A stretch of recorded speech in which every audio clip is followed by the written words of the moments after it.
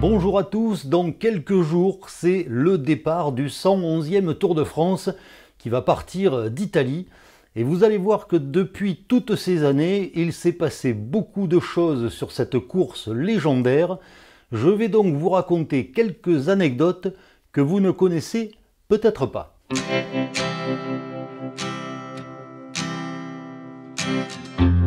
Le premier Tour de France s'est couru en 1903 et c'est là que la légende s'est écrite.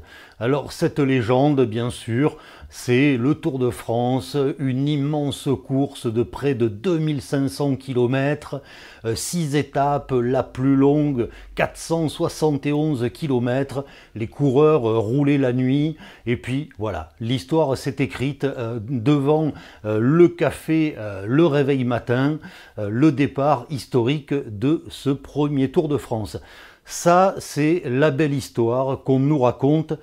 Moi, je vais vous raconter une histoire que les organisateurs du Tour de France ne nous racontent pas souvent, parce qu'il faut savoir que ce Tour de France a quand même été créé par des antisémites. Voilà, là, je mets les pieds dans le plat, mais c'est la véritable histoire du Tour de France. Alors il faut savoir qu'au début du XXe siècle, la France est vraiment coupée en deux à cause ou grâce à ce qu'on appelle l'affaire Dreyfus.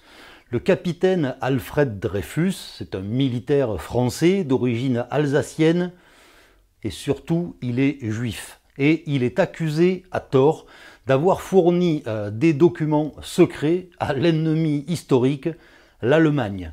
L'histoire va durer 12 ans et la France est partagée entre les Dreyfusards et les anti-Dreyfusards, qui sont antisémites. Alors cette affaire Dreyfus, elle a valu des grandes heures d'histoire à la France, et notamment Émile Zola a écrit « J'accuse », ce fameux texte pour défendre l'honneur du capitaine Dreyfus.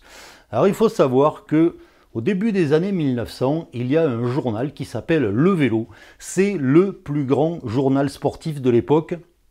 Imaginez, c'est un quotidien qui tire à 300 000 exemplaires.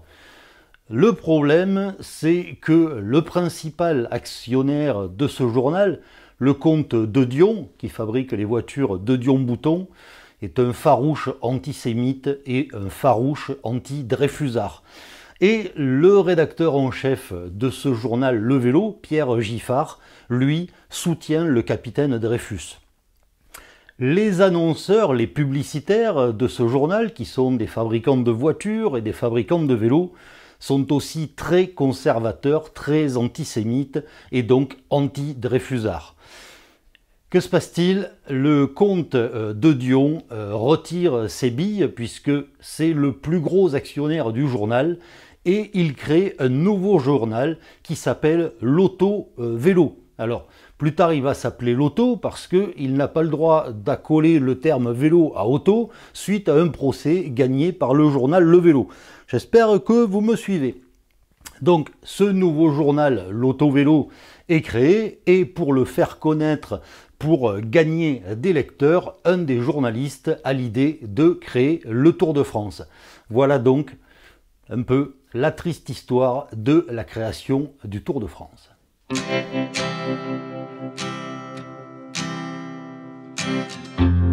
En 1904, c'est donc la deuxième édition du Tour de France et le concept est à peu près le même qu'en 1903. Mais il faut savoir qu'en 1903, il y a eu à peu près 60 participants au départ et il n'y en a que 21 qui ont été classés parce que les étapes étaient très longues. Certaines étapes se couraient en partie de nuit. Et donc en 1904, les coureurs ont appris, et ils ont appris à tricher.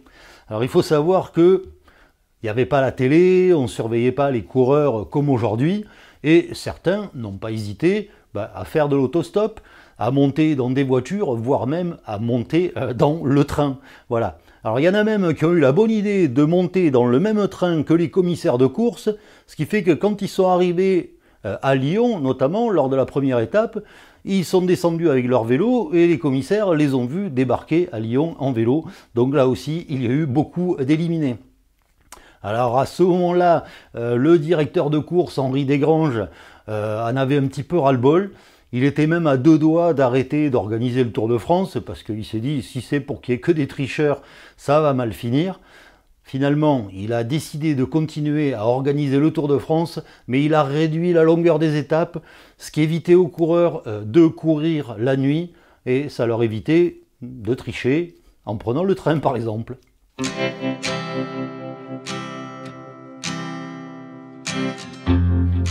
Petit à petit, l'organisation du Tour de France s'est perfectionnée et en 1910, on voit la naissance de quelque chose qui existe toujours, c'est la voiture balai.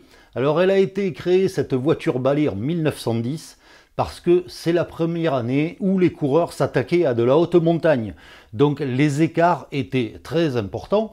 Et le problème, c'est que il y avait quand même des délais à tenir. Donc les coureurs qui étaient hors délai pouvaient monter dans un camion pour rentrer à l'arrivée et ça permettait d'organiser un petit peu mieux la course. Mais voilà, cette invention de 1910 existe toujours un siècle plus tard.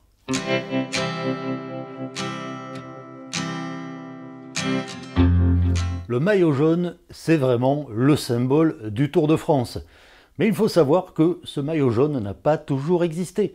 Le Tour de France a été créé en 1903, mais le maillot jaune, lui, n'est apparu qu'en 1919.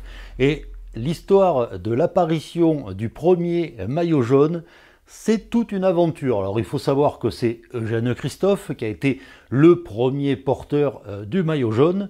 Mais en fait, il n'a endossé le maillot jaune qu'après la 10e étape du Tour 1919.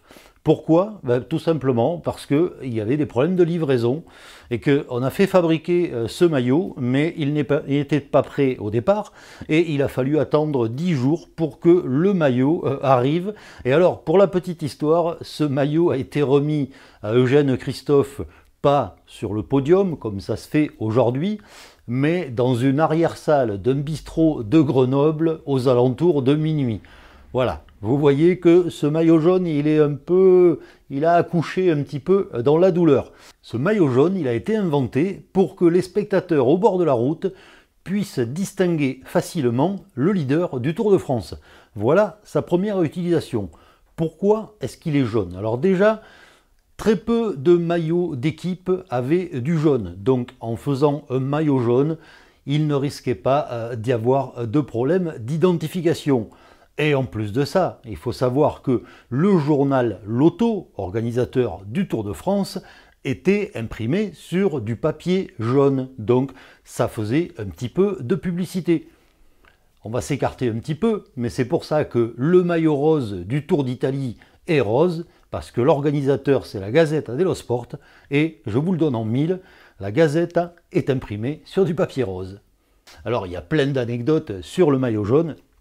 Il faut savoir qu'il y a certains coureurs qui ont gagné le Tour de France, mais qui n'ont jamais porté le maillot jaune. C'est-à-dire qu'ils ont gagné sur la dernière étape. Alors c'est le cas en 1947 de Jean Robic, qui n'a jamais porté le maillot jaune et qui pourtant gagne le Tour cette année-là. Et en 1968, c'est Yann Janssen qui lui aussi remporte le Tour de France sans jamais avoir porté le maillot jaune.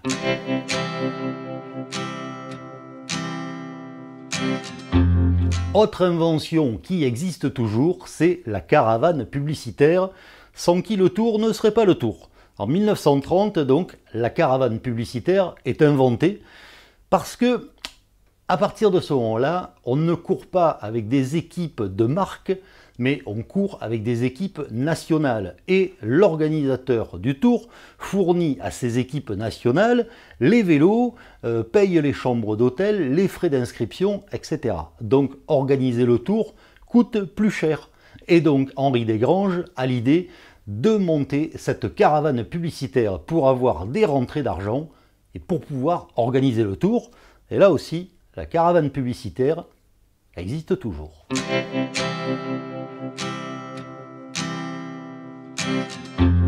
On a vu que certains coureurs trichaient en prenant le train. mais d'autres ont des techniques de triche un petit peu plus perfectionnées. Alors en 1935, le Français Julien Moineau, lors de l'étape Pau-Bordeaux, où il fait très très chaud, a un petit subterfuge qui va lui permettre de gagner l'étape. Il faut savoir qu'à cette époque-là, dans les années 30, les coureurs n'hésitaient pas à s'arrêter dans les bistrots pour se rafraîchir, pour boire un coup. Donc notre ami Julien Moineau, il a sa petite idée. Qu'est-ce qu'il fait? Il demande à des amis de monter un stand de buvette avec dégustation de bière à volonté. Donc les coureurs, comme il fait chaud, les coureurs s'arrêtent pour boire des bières. Sauf que Julien Moineau, lui, ne s'arrête pas et il part gagner l'étape. Voilà, ça c'était la petite entourloupe qui lui a permis de gagner l'étape. Et l'histoire ne dit pas s'il a été disqualifié ou pas.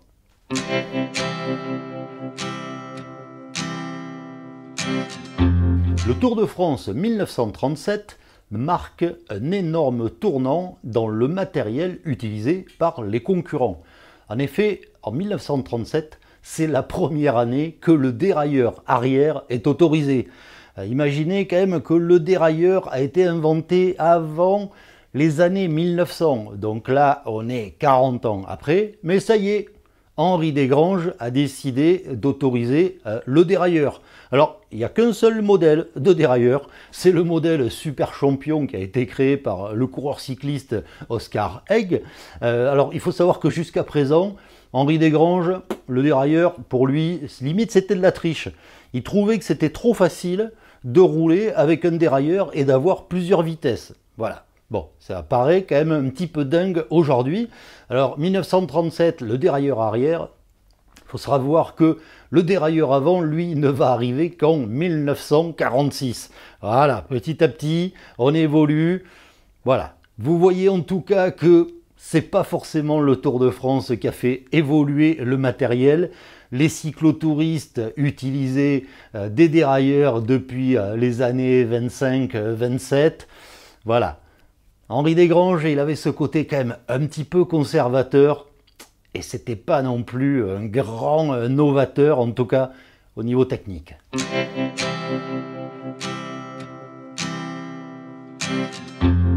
1947, c'est un tour historique puisque c'est le premier tour de l'après-guerre. En effet, pendant la Seconde Guerre mondiale, vous le comprenez, le Tour de France n'a pas pu être organisé.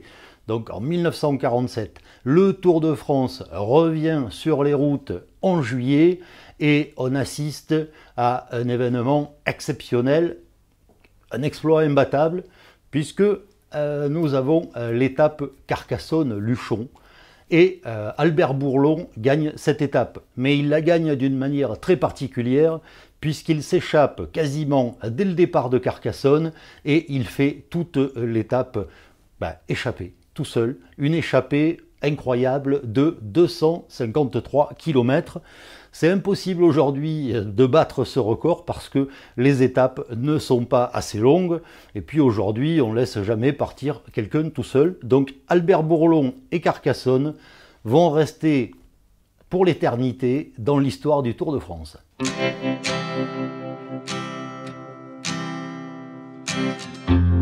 Maintenant, je vais vous parler de cyclisme féminin parce que le cyclisme féminin, c'est quand même un petit peu le parent pauvre du Tour de France. Alors beaucoup l'ont oublié, mais il y a eu un Tour de France féminin organisé en 1955. Il y avait 41 femmes au départ, mais en fait, il y a eu une seule édition d'organiser et c'est tombé complètement dans l'oubli. Ensuite, on a revu renaître un Tour de France féminin dans les années 80, 80-90. Voilà, on se souvient de Jeannie Longo, de plein de grandes championnes comme ça. Il y a eu aussi dans les années 90-2000 un retour du Tour de France, mais voilà, ça a été un petit peu en pointillé, quelques années, ça s'est arrêté, ça a repris. Et voilà. Aujourd'hui, on a quand même la chance que l'organisateur du Tour de France masculin est également l'organisateur du Tour de France féminin. c'est Marion Rousse, la directrice de l'épreuve, et l'épreuve féminine se court après le Tour de France masculin. Et là, voilà, il semble que maintenant, on est quand même arrivé dans une époque où les femmes ont le droit de faire du sport et à avoir des épreuves vraiment dignes de ce nom, télévisées. Bref, c'est très bien de pouvoir médiatiser ces grandes championnes.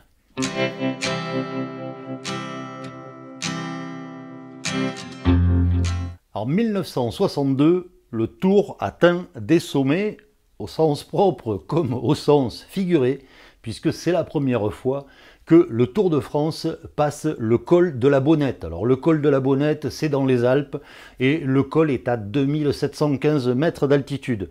Mais si vous connaissez l'endroit, il faut savoir qu'une fois qu'on a passé le col, la route continue de monter, c'est ce qu'on appelle la route de la Bonnette, et le sommet est à 2802 mètres d'altitude. Voilà, c'est la plus haute route de France, et c'est en 1962 que le Tour de France est passé par là, et il y est repassé à plusieurs reprises depuis 1962.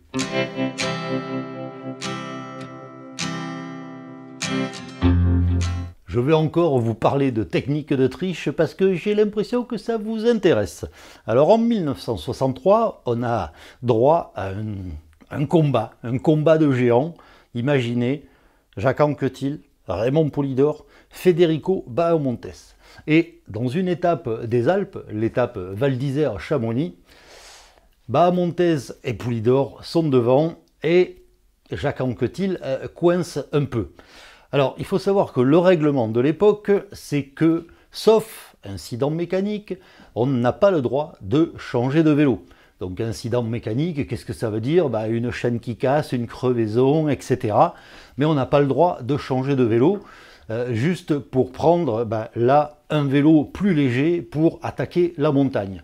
Donc, la technique mise en place par un sacré renard qui s'appelle Gimignani, grand directeur sportif, c'est de s'approcher de son coureur, Jacques Anquetil, et de lui donner une pince coupante afin qu'il coupe son câble de dérailleur.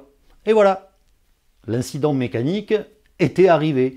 Et donc Jacques Anquetil a pu changer de vélo, il a pris bien sûr un vélo plus léger, et figurez-vous qu'il gagne l'étape, et cette année-là, en plus, il gagne le Tour de France.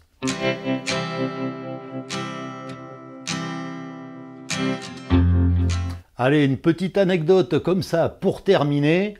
Le maillot jaune, c'est un des symboles du Tour de France, bien sûr, mais l'arrivée sur les Champs-Élysées, c'est quand même le Graal de tous les sprinteurs et de tous les coureurs. Gagner sur la plus belle avenue du monde, c'est ce que tous veulent. Mais il faut savoir que l'arrivée du Tour de France sur les Champs-Élysées, c'est plutôt récent, puisqu'en fait, il a fallu attendre 1975 pour que le Tour de France arrive sur les Champs-Élysées. En effet, jusqu'à présent, il arrivait au Parc des Princes. Il y avait un vélodrome autour du terrain de foot, et donc le Tour de France arrivait au Parc des Princes. Voilà, j'espère que ces petites anecdotes sur le Tour de France vous auront plu. Comme toujours, n'hésitez pas et n'oubliez pas de vous abonner à ma chaîne, ça fait toujours plaisir. D'ici là, moi je vous dis à bientôt pour d'autres vidéos et bon Tour de France!